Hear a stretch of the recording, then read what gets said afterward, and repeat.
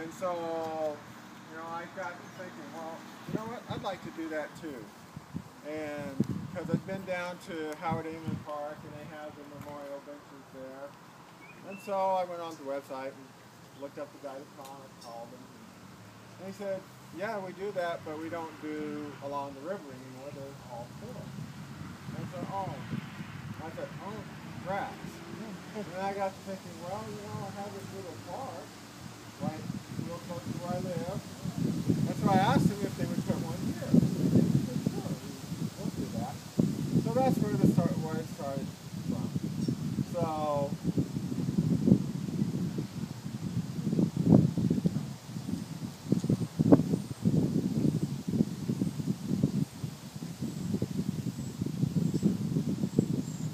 it's been really good to see this come to fruition because they just got this. They hung the bachelor, the swing part of it yesterday, and so I did get some videos of the first kids on that. That's on Facebook too. So, but this is the idea is to have a spot here for families to come, mothers and dads, to sit here, watch their kids. Dan loves kids so much. And let me go ahead and I'll read which the box this is. It says, Live with Passion, Daniel George Strickland, PhD, ME, Stanford, 2010, Assistant Professor, Santa Clara University, 2010, June 8th, 1984, through September 23rd, 2011. Touches everyone's soul. Psalms 139, 23 through 24, New American Standard Bible. He had that. That was the scripture that was on Facebook. Well, and I'll read it a little bit from his Bible. And it's a New International. So.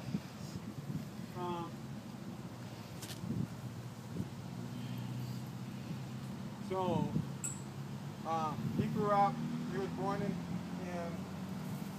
Kennewick, Kennewick General, on June 8th. And that's where he grew up. He went to Washington Elementary, and then he went to Amistad, got in the gifted program, and then Park Middle School, Kennewick High. Kennewick High, he really got into music. They have a wonderful program called the Mad Hatters, and he was in that for 3 years, and just loved singing, and they did all kinds of good stuff. Then he also, during the high school years, he was very involved with the youth group at the Cathedral of Joy, and was always up there. I like to get there and help with the cooking and stuff like that. And, had a lot of good friends there. Went off to Seattle University.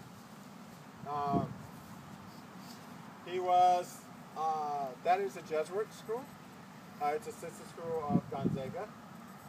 And the reason he went there was because he got a scholarship. And we went there, we liked the small nature of it. It's right downtown, right in Seattle. It's right across the street from Swedish Hospital. And we just liked the small, and we liked the staff, and it was real we loved the atmosphere. We thought it would be good for him. And he got enough scholarship, so it was only a little bit more expensive than going to UW. And so he started going there, and when he started, he was going to do business and engineering. But he ran into a couple of really wonderful professors in the mechanical engineering department there. And he realized he had a passion for teaching. And they really fueled that. And from that point on, he decided, this was like right towards the end of his freshman year, that he wanted to be a professor. He wanted to do research, but he wanted to also be at a university where he could teach, and where it wasn't just for research only. And so he worked through Seattle U. He was the vice president of the student body for the last 2 years, so which I think helped him learn to work with people in all kinds of situations, getting people together, and accomplishing goals when you have such diverse things going on. And after his junior year, he got into this program down at the University of California, Irvine. It was a 12-week program, and he started doing research there in fuel cells. And from that, he used that to get a National Science Foundation fellowship at the end of his senior year from Seattle University. And I think that was really key for him to get into Stanford University in the PhD program, because they never had accepted anybody from Seattle University before, because they thought it was too small of a school. And so he went there, worked really hard. He graduated with his PhD in 4 years, which is very fast. And I know that in the engineering lab that he was in, that was the fastest they've had. So he finished that, and then he was looking at different situations where to go to work. He had a possibility of working on a special DOE program down in Washington, D.C., and actually Santa Clara was going to allow him to go do that for a year and then come back to the university, but that fell through. So he started at Santa Clara. Now what's really neat about Santa Clara University, it is also a Jesuit school, and they really liked Daniel because he had been in a Jesuit school, so they understood how a Jesuit school works, the philosophy of teaching, the closeness of the professors to the students, and being available. So he went there. He was so excited. He had such great dreams. Super passionate for teaching. Wanted to just expand the ability of that university to teach, especially in the engineering. One of the things he did was the EPA had this competition for sustainability for living, and it was more dealing with third world situations and what had been identified is a lack of electricity. You know, I think most of us, if we've listened, know there's been a lot of programs for water and stuff, but what the issue and what Daniel proposed and actually got initial funding for was to tie fuel cells with solar and wind, and then the wind would provide the power and charge the fuel cell, and then when the wind wasn't there or the sun, the fuel cell would provide electricity. Basically, what's going on. So he put a group of 4 or 5 students to get 5 students together to work on it, and it started the summer before last. And not only did he that, he actually that summer he had 16 students working in his lab, broken into 4 groups. So he was learning how to organize, break down things, and to get accomplished stuff. But when he passed on in September, that team kept going. And another professor and an instructor came in to fill that void. And that group of 5 students competed at the end of April, and they were one of 15 that won the full $90,000 grant. So this had been his passion for the last year, and so it was really gratifying to hear that coming. You know, Daniel, this is Live with Passion. That came from a fundraiser that the senior class at Santa Clara University is doing to raise funds for his scholarship. And that's where these came from. And, you know, that captures Daniel. Whatever he did.